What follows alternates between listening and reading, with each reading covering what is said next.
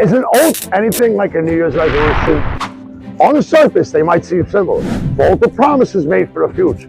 But in Norse pagan spiritual practice, an oath is far more than a casual declaration. It's a sacred vow, a binding commitment witnessed by the gods, ancestors, and your community.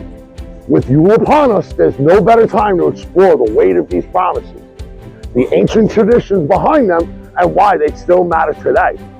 My name is Jason Savage, and this is How the Heathen.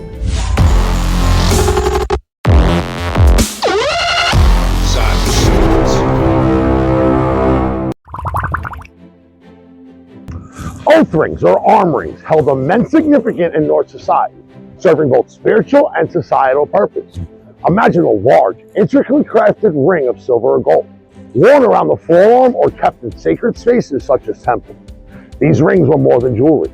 They were objects of power, tied to the integrity of one's word and the divine authority of the god. When someone swore an oath upon one of these rings, they were committing themselves in a bond that transcended human agreements and extended to the gods themselves.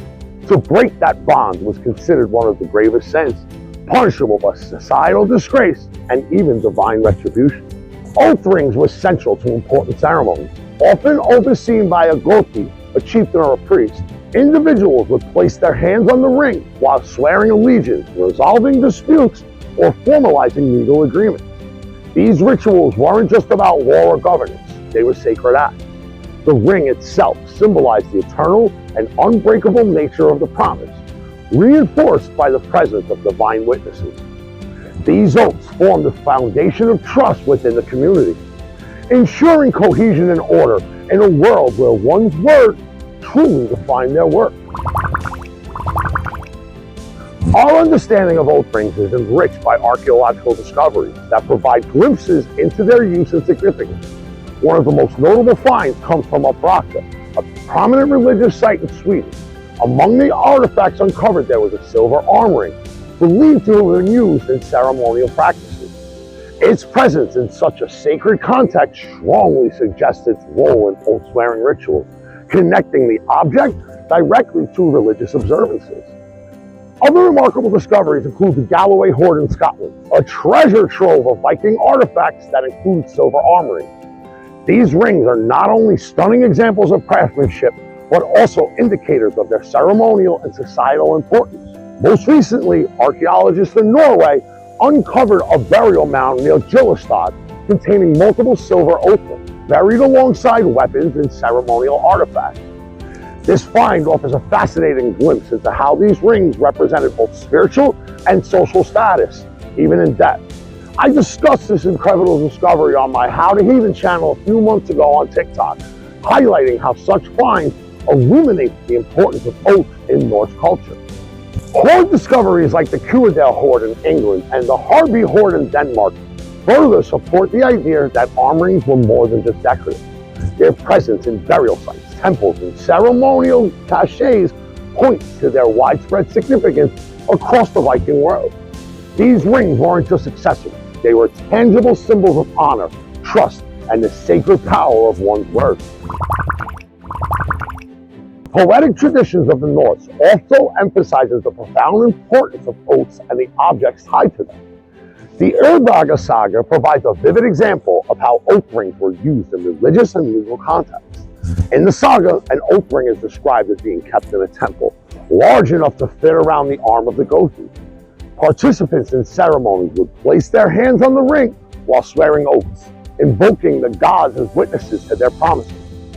This story highlights the dual role of oath rings as both legal and spiritual tools, central to maintaining order and justice inside the community. The Poetic Edda adds an even more chilling layer to the significance of oaths. In the Beluspa, the prophecy of the Cirrus, we find a description of Nastron, a hall in hell reserved for the most dishonorable dead, those guilty of murder, adultery, and oath breaking. In this grim place, serpents drip venom onto the damned, a vivid and terrifying punishment for breaking sacred promises. This description highlights the Norse belief in the sanctity of oaths and the severe consequences for those who violated them, further emphasizing how deeply ingrained this concept was in Norse spirituality and in their culture. Oath rings were and are more than just objects of spiritual and societal importance. They were tangible connections to the divine. Their design, often intricate and ornate, reflect their sacred purpose. The fact that they were kept in temples, buried with the dead, further highlights their enduring significance. These rings bridge the gap between the mortal and the divine realm, serving as a physical reminder of the sacred trust between humans and the gods. The reverence for oaths and the objects tied to them also speaks to a broader cultural value system. In a world where survival depended on trust, loyalty, and mutual respect, oaths were the glue that held communities together. Breaking an oath wasn't just a personal failing. It threatened the social fabric and invited divine wrath.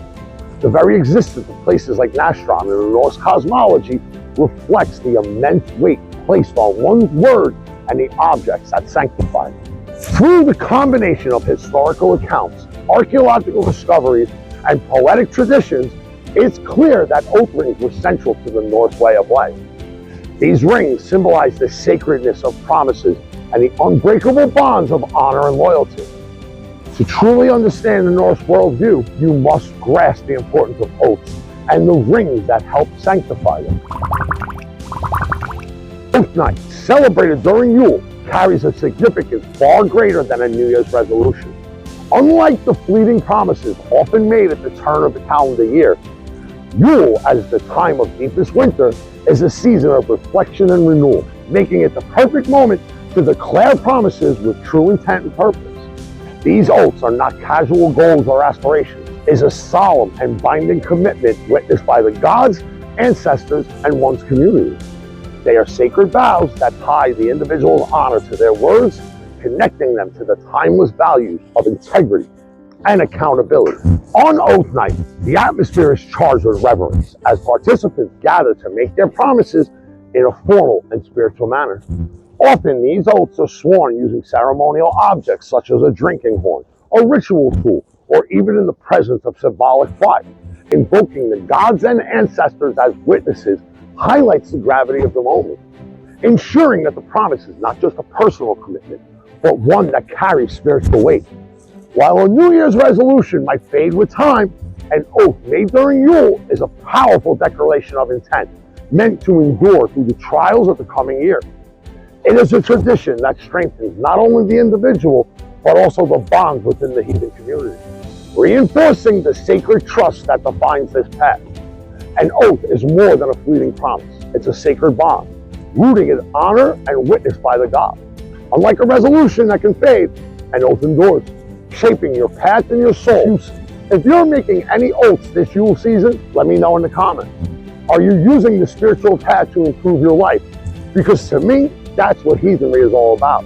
Walking a path of being a better human for the sake of being a better human. If you've enjoyed this video, don't forget to like, comment, and subscribe for more content on Norse Paganism and how to live a true heathen life. And if you'd like to learn more about the Festival of Yule and its significance in Norse Paganism, well, check out this playlist all about Yule right here. Stay true to your word, honor your commitment, and always remember that the path you walk is sacred. And always, stay fucking savage.